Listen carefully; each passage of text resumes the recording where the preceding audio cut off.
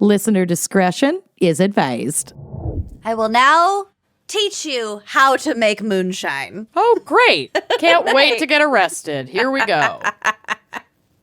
I mean, it's barely a Lucy segment if I don't teach you That's true. How to bury a body. commit this crime. Right. Yeah. The ingredients are very simple. You need cornmeal, sugar, yeast, and water. And you can actually use almost any kind of grain in place of the cornmeal, but in the U.S., it's pretty much standard. It's always made from corn. Okay. And if it's made from a grain like corn or rye, it's a whiskey. But if you use white sugar in place of the grain because it's cheaper, then it's technically a rum. Oh. So white sugar and sugar? Just sugar? Yeah, I think so. Yeah. Oh, rum. No wonder you're so delicious. So good. No My wonder God. you taste so good. No wonder in you're a Coke. gateway alcohol Yeah, for teenage girls. Alcoholic maple syrup that you dump in a diet soda and it's all bets are off. And Wait, Malibu alcoholic rum. maple syrup would be fucking amazing. I know. I would eat Ooh. pancakes 10 times as much as I do now, and I Trademark. eat them pretty It's a regularly. brunch game changer. Oh, Can you imagine? We're doing Trying this. Podcasting can't last forever, but hold on to alcohol will. all your crazy ideas. We're gonna need a rebrand eventually. Like all when the we ones change we our identities came after up we're with. run out of town. Last night during our special thanks, I feel like we had a lot of good ideas. Stay saxy, don't get martyred. Don't give it away. Our spin-off podcast that's in no way related to My Favorite Murder. Brought to you by Vaguely Wrong Studios. Just to clarify, we are murderinos. Yes, of Yeah. course. But That's stay why saxy parody and don't get imitation martyred. is the strongest form of flattery or whatever it is. And you can't get sued for satire. Keep in Maple mind. syrup. Writing it down. Okay. Writing it down. You can also add flavoring ingredients like fruit, if you care about flavor.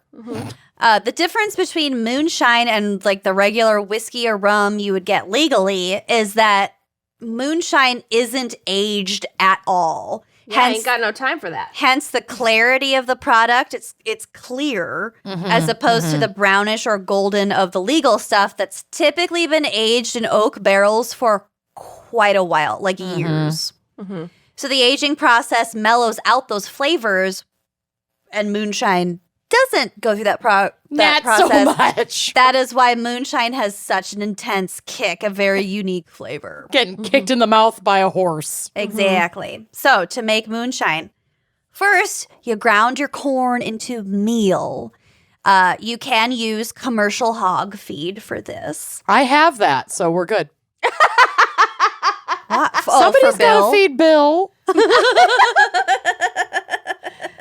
Your pantry just has burlap sacks of hog Commercial hog feed. It's just got sawdust on the floor. It's just an old-timey His general office store is just full of saloon. sawdust. You have to herd Bill into his trough at dinner time. Put that bag around his face neck. and hook it over his ears. Poor guy. He does On all weekends, the on cooking. Sundays, he gets a carrot. He does. If he's good. Or If a parsnip on He's holidays. good. Oh Oh my God. my God. Okay. So then you soak the cornmeal in hot water in the still. And also there are photos on the drive, which will be on the blog. To give you an idea. Why did I say that? I don't know. On the blog. There are photos on the drive, which will be on the blog. Which will help you figure out what the fuck I'm talking about. It'll be on the blog. So you can add some malt to convert the starch into sugar, or just add a little sugar independently. Just dump it in. Who cares? Then It's you add some moonshine. yeast to officially start the fermentation process. So this mixture that you have now is called mash, which you will continue to heat and stir for some amount of time. And I think there's a reason why these websites weren't giving me very specific instructions. Yeah, I imagine that's true. Some amount of time. Some amount of time. Could be minutes, could be days. Also, no amounts. Right. No measurements. And if you know what you're doing, your still and all of the piping will be made from copper to avoid the gout and the blindness and the whatnot. Gout. A chemistry occurs. A chemistry occurs. The stone furnace beneath the still is brought up to 172 degrees Fahrenheit. That is specific. Well, there's a reason. Most modern moonshiners will use propane for this because it's easier to control than wood or coal or whatever. Yep. Makes sense. This causes the alcohol to evaporate. So you don't want it to get a whole lot hotter. Because then it'll all. Burn off. It might all burn off, go to shit, whatever, but this is the minimum temperature at which the alcohol evaporates.